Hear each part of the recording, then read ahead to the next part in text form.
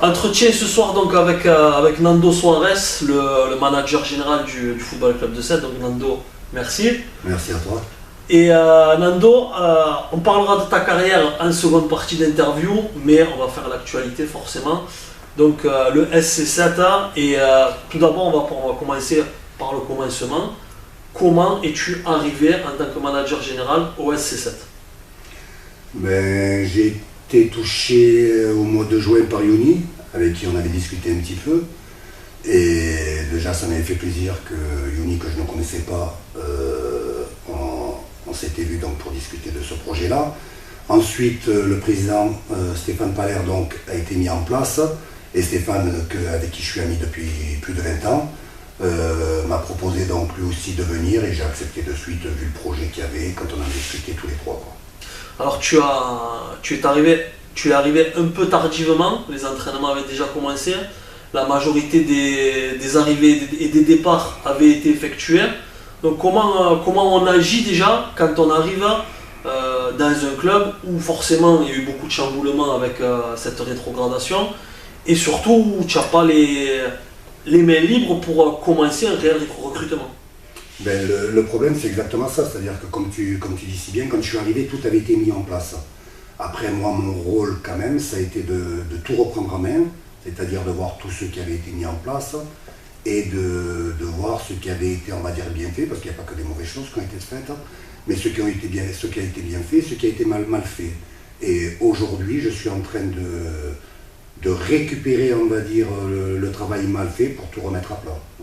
Alors justement, tu l'avais notamment évoqué sur les ondes de RSL Radio, tu avais dit qu'en décembre, il y allait avoir pas mal de chamboulements, tu viens de le dire. Pourquoi en décembre et pourquoi pas avant? Et pourquoi ces chamboulements?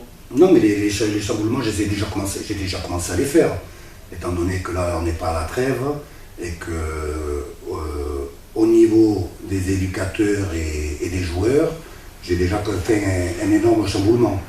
On va parler sur le plan financier. Voilà, j'ai déjà fait, parce que pour moi c'était normal. Aujourd'hui, quand ils ont mis ça en place, ils pensaient être en R1.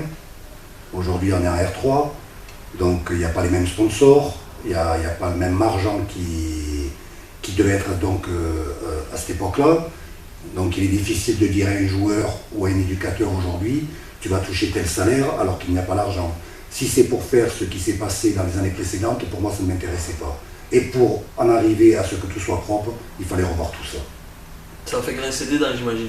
Oui, mais ça fait grincer des dents, mais il y a du dentifrice pour ça.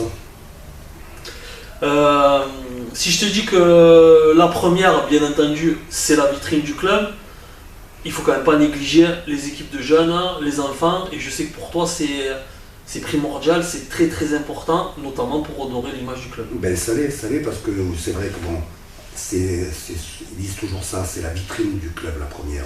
Mais le club, c'est quand même les enfants, parce que l'avenir du club passe par les enfants, c'est pas la première. La première, aujourd'hui, nous sommes en R3.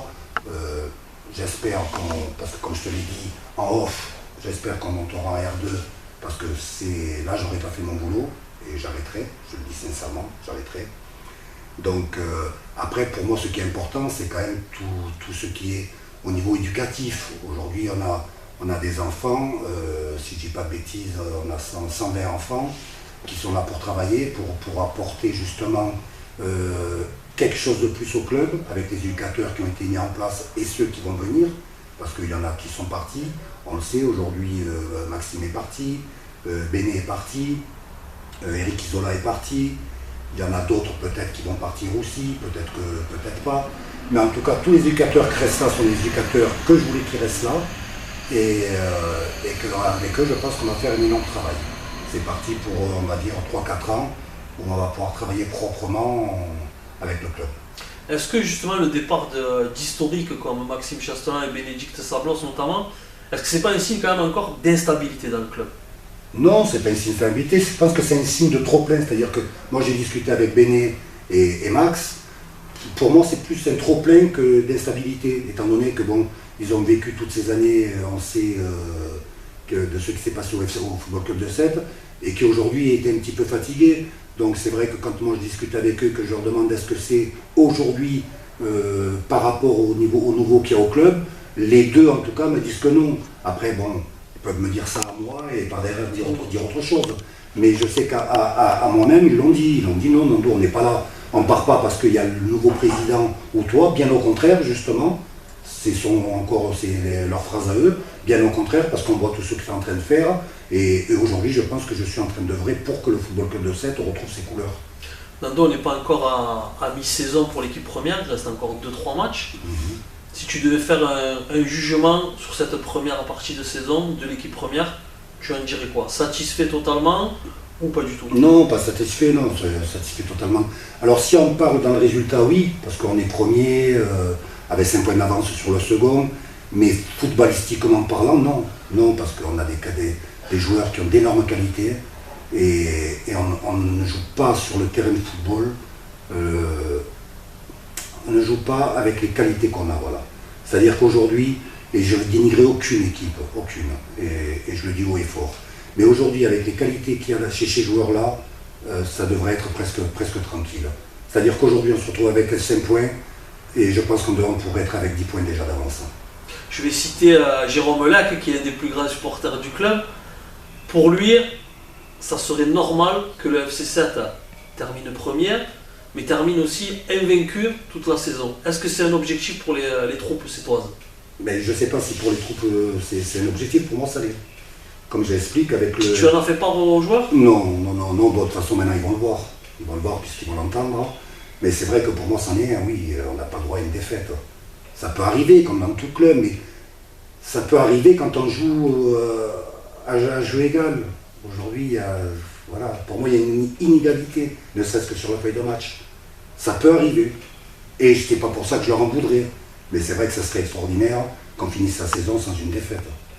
Est-ce que cette défaite justement en Coupe de France, où tu me l'avais dit en off aussi, secrètement espérer encore passer 2-3 tours, ça restera quand même une blessure de cette saison? Ça l'est, bien sûr que ça l'est. Et encore une fois, je ne dénigre pas Sussard. Ça l'est parce que mener 3-0 et revenir à 3-3 avec l'équipe qu'on a, encore une fois, c'est une erreur. C'est une erreur, mais c'est une erreur professionnelle en plus. C'est pour ça que quand on en avait discuté tous les deux, tu m'avais dit à ce point-là, Nando, je te dis oui à ce point-là. Parce que c'est une erreur professionnelle. On a des joueurs vraiment de football, quoi. À tous les niveaux, à tous les postes, il y a des joueurs de football. On n'a pas l'effectif qu'on veut, parce qu'il n'y a pas 22 joueurs comme j'aimerais avoir. On se retrouve quand même avec 10 mutations, donc chaque match est un match où il faut réfléchir aux mutations qu'on va sortir. C'est un turnover qui fait mal à certains. Et c'est vrai qu'on ne joue pas tous les matchs avec la meilleure équipe. Ces mutations, ça prend fin début janvier, c'est ça ou c'est... Il y en a deux. Là, on a déjà récupéré une mutation. Et au mois de janvier, on récupère Taillan qui ne sera plus une mutation non plus. Et des arrivées, des départs en tant que joueur là ou pas du tout? Non, l'effectif reste tel quel jusqu'à la fin de la saison. Et dernière question sur l'équipe première. Est-ce que la Coupe de l'Hérault, ça reste un objectif ou ça va toujours être la réserve qui va disputer la rencontre? Après, sincèrement, je sais te répondre maintenant, je ne sais pas. C'est sûr que si l'équipe réserve fait un beau parcours, on laissera l'équipe réserve, ce qui est normal étant donné qu'ils ont débuté la compétition. Après, ça sera entre les coachs de voir ça, de discuter entre eux. Et je leur laisse quand même un champ libre, quoi. Nando, je sais que tu es impliqué de par nos discussions totalement dans ce nouveau projet, mais est-ce que quand même au fond de toi, c'est pas, des fois avec le recul peut-être, ou quand tu es tout seul dans ton bureau, je sais pas, tu te dis pas putain, on est quand même en R3, c'est dur quoi, ça fait chier, c'est le FC 7, et on est en R3, on part de tout en bas quoi. Ouais, c'est dur mais c'est beau, je trouve que le challenge est beau justement. Alors c'est vrai que moi j'ai connu, comme tu le sais très bien, le Football Club de Sète au plus haut niveau, donc c'est vrai que c'est pas... Mais bon, le challenge me plaît, repartir justement de cette division-là pour, allez, on va dire pour 4-5 ans, parce que c'est une ambition de monter chaque année. Pour moi, c'est même extraordinaire si on arrive à le faire. Après, c'est sûr qu'il faudra des arrivées. On ne peut pas viser le plus haut avec l'effectif qu'on a aujourd'hui. Mais bon, je pense que si tout le monde y met du sien, on peut y arriver. Est-ce que tu as Tiens, puisque le FC7 va jouer contre Saint-André demain, est-ce que tu peux parler de la manifestation qui est prévue pour l'avant-match? C'est-à-dire qu'avec Cédric, nous nous sommes rencontrés, Cédric qui est l'éducateur des U15, avec justement avec la dame donc, de cet événement.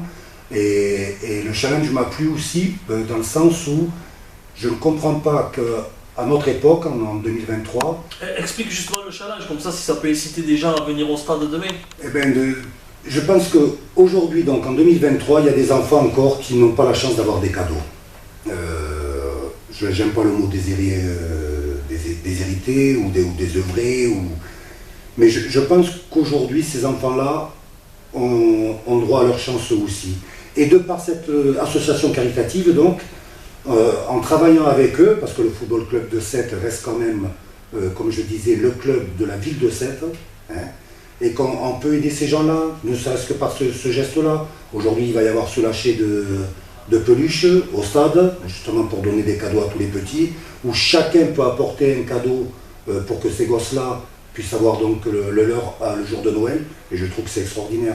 Et c'est demain 18h au Lido et non pas au Louis Michel. C'est demain 17h au Lido. 17h, ben tu vois, tu me mets de dire, je suis revenu à 18h. 17h au Lido, le match est à 18h. D'accord. Le match est à 18h. Et est-ce que tu veux qu'on rajoute quelque chose sur le club actuellement, ou on passe à ta carrière justement de footeur? Non, j'adore en plus parler du club en ce moment. Ma carrière de footeur elle est derrière, donc c'est même pas la peine d'en parler. Mais c'est vrai qu'aujourd'hui, le challenge qu'il y a avec le président et les gens qui s'impliquent dans le club, tels que Manu Frégiel, Laurent Ferrara, Cédric aujourd'hui qui remplace Max, mon frère José qui est arrivé au club aussi, tous ces gens qui s'impliquent matin, midi et soir sont importants pour ce club, et c'est avec des gens comme ça et ceux qui auront envie de leur ressembler qu'on va arriver à quelque chose. Nando, qu'est-ce que tu ressens quand tu revois la photo que j'ai mis en ligne là récemment, où tu es au duel contre la réserve du TFCR avec Fabien Barthez et Vagis Gigiatouline derrière, qui était un des plus grands défenseurs à l'époque du monde, le soviétique. Qui venait de faire la Coupe du Monde. C'est ça, la Coupe du Monde 90 en Italie. Qu'est-ce que tu ressens quand tu vois ces images? T'es fier de toi ou t'es surtout nostalgique? Non, la nostalgie, j'en ai pas. Mais fier, non, c'est pas de la fierté. C'était, comme j'ai dit, je suis venu. Mon rêve était de devenir footballeur professionnel. Sète m'a donné cette chance-là parce que je suis devenu footballeur professionnel au Football Club de Sète. Et puis d'avoir joué contre des joueurs comme ça, c'est plutôt une belle aventure. Après, bon, c'est dommage pour Fabien, étant donné que c'est après ce match-là que s'est rasé la tête. Voilà.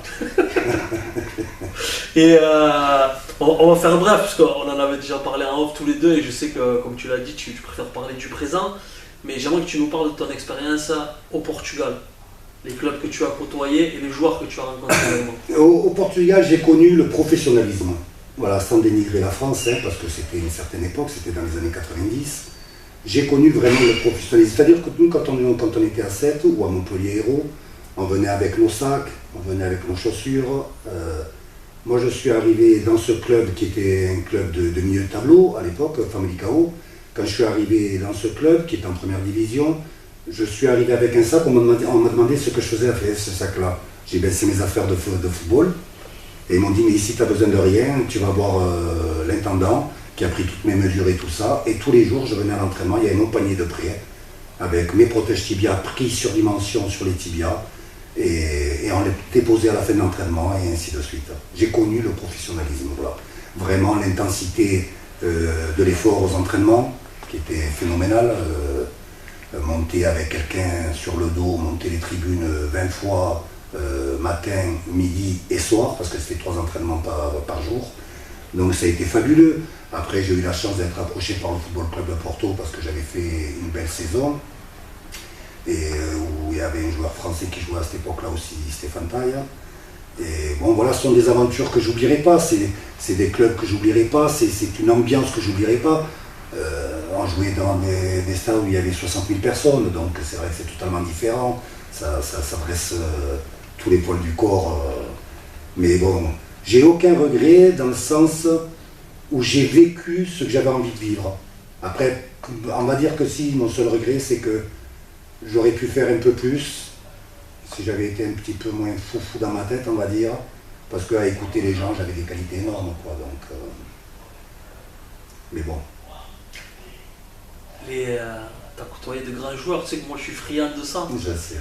Les Carlos Moser, les Konstantinov, les Magnusson, les Veloso, les Vitor Baia. Paolo Futre. Paolo Futre, deuxième au Ballon d'Or en 87 ou 88. Rouillage. Comment on ressort de ces expériences-là? Parce que c'est quand même des joueurs à l'époque qui avaient, sans te faire injure, une carrière beaucoup plus importante que la tienne. Est-ce qu'on est impressionné au départ ou on se dit avec la jeunesse, je vais leur rentrer dans le jeu qui suit? Non, sincèrement, sans aucune prétention, je ne l'ai jamais été parce que je suis toujours entré dans un stade de football pour m'amuser. Et c'est-à-dire, quelle que soit l'équipe, j'avais l'impression d'être dans mon quartier quand je jouais. Et est-ce que c'est pas ça qui peut-être t'a perdu aussi justement? Si, bien sûr que si. C'est possible, hein? Bien sûr que si, parce que j'avais cet esprit, allez, on va dire un petit peu foufou, voilà, du quartier. Je serais peut-être né ailleurs, j'aurais fait, si j'écoute des gens comme Laurent Blanc et tout ça, j'aurais dû faire une carrière phénoménale. Donc, mais bon, pour moi le football ça a toujours été un plaisir, ça a toujours été, même si c'est vrai qu'arrivé au Portugal on avait des salaires, on va dire, où on pouvait vivre aisément. Mais ça a été toujours un sport où j'ai pris plaisir. Aux entraînements, j'y allais parce que c'est comme un travail. Un travail, si on ne prend pas de plaisir à aller travailler, c'est forcé. Là, non, là, c'était vraiment pour moi comme m'amuser au quartier. Donc non, tous ces joueurs-là ne m'ont pas impressionné, honnêtement, parce que mes idoles, à moi, c'était Michel Platini, Diego Maradona. Voilà, ça a été mes idoles. Ça a été des joueurs où j'ai pas eu la chance de jouer contre eux. Et que j'aurais aimé, parce que voilà vraiment des idoles du football. Après tout le reste, même si ça avait des noms, comme disait mon père, ça reste des humains, ils ont deux bras, deux jambes et une tête.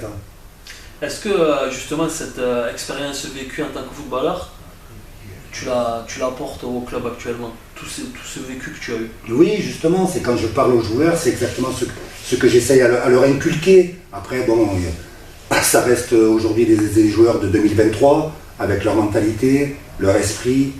C'était pas pareil à notre époque. Moi je me rappelle du Football Club de Sète parce que souvent on parle de ça quand on parle à Sète. On me dit qu'il faudrait que ça soit un noyau de joueurs de Sète.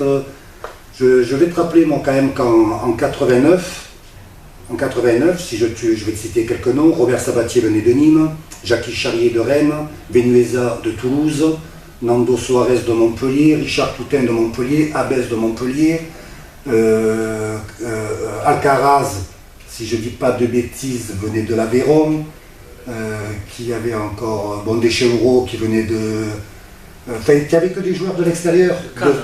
Voilà. Il n'y avait que des joueurs de l'extérieur. De 7, tu avais Claude Rioust, qui n'était même pas de 7, je pense, mais de Bantin, c'était quand même le bassin de Tours. Et Robert Sabatier qui revenait. Robert revenait de Nîmes, il revenait sur 7, et tu avais Sylvain Sanson, qui est quelqu'un qui aujourd'hui, exemple, je prendrais plaisir à revoir, parce que c'est quelqu'un que j'adorais, Sylvain. Quelqu'un de humble, quelqu'un de phénoménal. C'est quelqu'un qui... Ça te plairait de le voir revenir dans la structure actuelle? Oui, sincèrement, oui. Puis il y en a quelques-uns. J'ai parlé aussi avec Mimi que j'ai connu après quand le club était redescendu donc en 3D, qui me ferait plaisir. Bernard, qui est aujourd'hui aux Émirats Arabes, avec qui je suis... Bernard Rodriguez, avec qui je suis souvent au téléphone aussi.